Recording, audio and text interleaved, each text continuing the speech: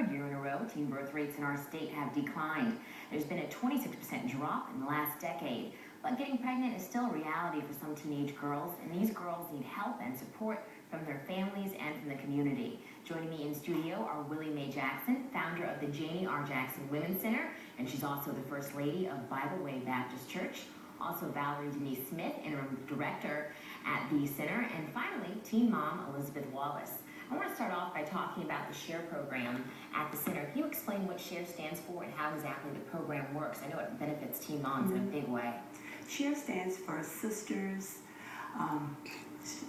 Adolescents Reaching Excellence. And so we have that teenage pregnancy program at the center that helps support, educate, and assist teenage mothers. Okay, how exactly does it work? How do you get in there and help them? Actually, the clients are referred to us through our church and through our community. And once they're into the program, we actually assign them a mentor. And the mentor is assigned to the client, and the mentor helps them in their education, helps them in their health areas, also helps them also in legalistic and other areas that they need support in. How do you go about finding these mentors, Valerie? The mentors actually are recruited through several different options, a word of mouth, through the faith-based community, also through the school system. We recruit them from, they actually learn about the Janie R. Jackson Women's Center and just want to help. Primarily, all of the supporters and the volunteers of the S.H.A.R.E program were teen moms themselves. So it brings a lot of leverage, and it brings a lot of support for the teen moms because they're talking to someone that understands where they are as far as their family, their education, and some of the challenges that they meet. Elizabeth, we're going to get to you in just a moment, but one final question. I thought this was interesting that a faith-based group is really taking this issue on. Sometimes religious groups shy away from issues like this, but that isn't the case. No, we found out, and it's also a personal testimony of my husband and I, because we found ourselves as being grandparents of a teenager. And that's actually where it was birthed out of. That we saw, not just only in our family, but surrounding families in the church and also the community, that these girls didn't have the support that they needed in their families. And so that we needed to have these programs set up to help them support them, because as we know, through transition in a young lady's life, they don't have some of the support they needed from their families or from other community base. So we thought it was very important since we experienced it firsthand ourselves. Thank you for sharing that with us. Now, Elizabeth, I want to learn more about you and your story. I know we talked a little bit in the green room, but tell me about yourself. Basically, I'm a very bubbly person. Right now, I'm very calm because my mom told me to be calm today. But normally, when I'm with other people, I just like to make them laugh and like see their funny side.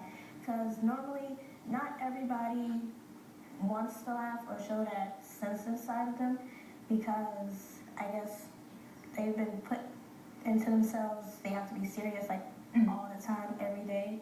But I guess when I meet people, I make them laugh. Okay, yeah, you certainly made me smile. Now, you have a son, right? I do. Okay, and how old are you? I am 19. All right, so you were how old when you had your son? I was 17. You're 17. So what are some of the struggles you've run into as a teen mom? Some of the struggles that I ran into was basically being in a high school setting where a lot of kids looked down on me because I was pregnant and because I was a teenager. But I didn't let it stop me because I had support from my mom. Even though she wasn't a teen mom, she understood at being at a young age, having a child wasn't really the norm. So I had her support in the process, but I also had the church's support and the support of my family and friends and my school. And I was actually introduced into the program by my dean. Oh, wow. And from then on, I've been with the program. How has it helped you? It's helped me a lot. It's helped me become a better person and a better mom.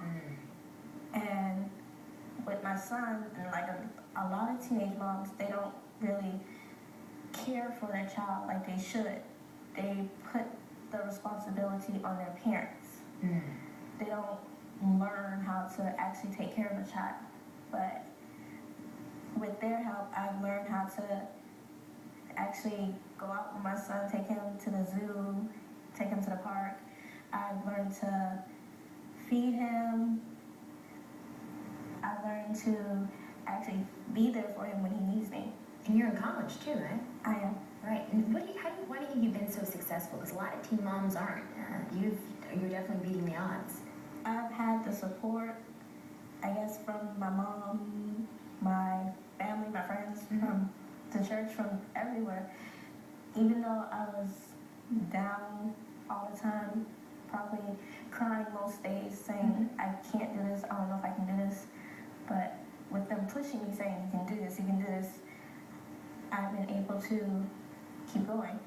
Thank you for opening up so much. I appreciate it. And thank you so much for being here today. What are you doing to get the word out about this program? I know I didn't know about it. Well, we're getting the word out, of course, through WIS today. Thank you so much, Chelsea. And also, Valerie's been doing an excellent job with being our director of the J. L. Jackson Women's Center. So we're getting the word out through our community, through public advertisement, through radio. We're getting ready now to actually try to put together a girls' symposium for the state of South Carolina. So we're just really trying to get out the word through the different medias and through the different activities that we have around the campus. Because you've had a number of graduates from this program. Oh yeah, we have a number of graduates. We emphasize education. And we want to say one other thing too, Chelsea. What we do emphasize with the girls, we took it from first steps. We say first things first now. First you get your education, then you get a job, then you get married, and then you have the babies. First things first. Nice. All right. Well, I want to thank you both so much for being here. Elizabeth, thank you again for opening up.